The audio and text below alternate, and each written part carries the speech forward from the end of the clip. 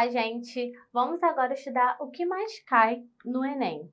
Agora eu vou apresentar para vocês um pouquinho das matérias que mais caem no Enem, aquelas matérias que vocês não podem ir para a prova sem o Enem. Obviamente, as pessoas falam, interpretação mais cai no Enem. Exatamente, interpretação é o que mais cai. E eu não posso dar uma aula de interpretação total. Eu vou dar uma aula de elementos que ajudam na interpretação do Enem, que caem no Enem e ajudam para você interpretar um texto, por exemplo. Mas, obviamente, manter a leitura é o fundamental. Então, vocês vão ter que começar a ler, passar a ler, fazer provas antigas, para começar a entender o que você lê. Tudo bem? Agora, antes de entrar propriamente nas matérias do Enem, vamos estudar a categoria que a prova de língua portuguesa está inserida. Ela está inserida na categoria de linguagens, códigos e suas tecnologias. Então, nós precisamos estudar e entender o que seria cada uma dessas etapas. Primeiro, linguagem. Linguagem, gente, é a faculdade que a gente tem cognitiva de nos comunicarmos.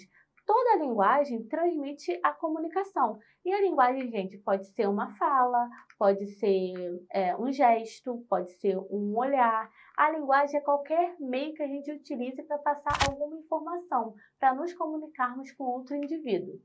Aqui eu mostrei dois exemplos de níveis de linguagem. Existe a linguagem verbal, que é aquela onde eu vou usar palavras, ou seja, quando eu tenho uma placa escrito pare, quando eu escrevo uma carta, essas tirinhas, quando eu crescer, quero ajudar a humanidade, proteger rios e tudo mais. Sempre quando eu uso palavras, seja ela escrita ou seja ela oral, na falada, eu estou usando a linguagem verbal, que é um meio de comunicação.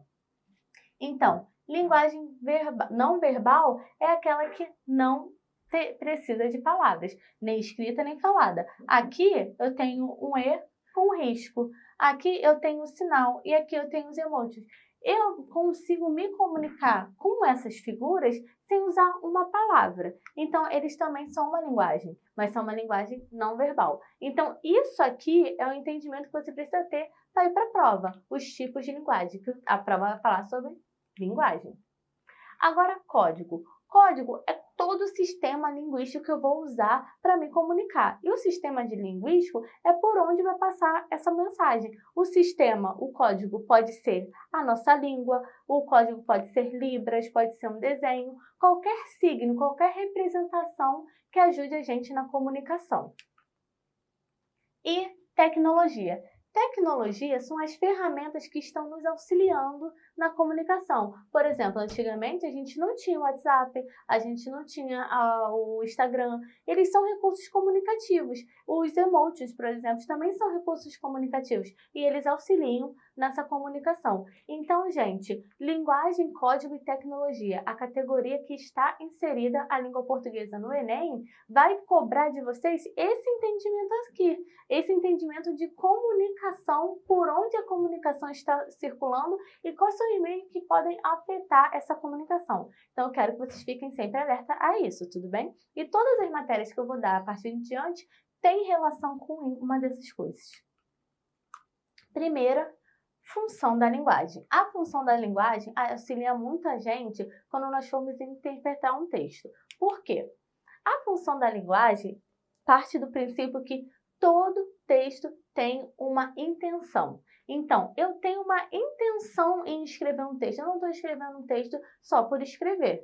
Eu vou escrever um texto porque eu acredito que as pessoas precisam saber dessa informação, ou porque eu quero influenciar alguém. Então, perceber essa intenção é saber a função da linguagem de determinado texto. Quando eu sei a função da linguagem de determinado texto, eu consigo interpretar melhor, eu consigo ver quais textos precisam de alguma coisa a mais, se eu não preciso de alguma coisa a mais e, principalmente, saber função da linguagem significa que você vai saber quando você é influenciado ou não.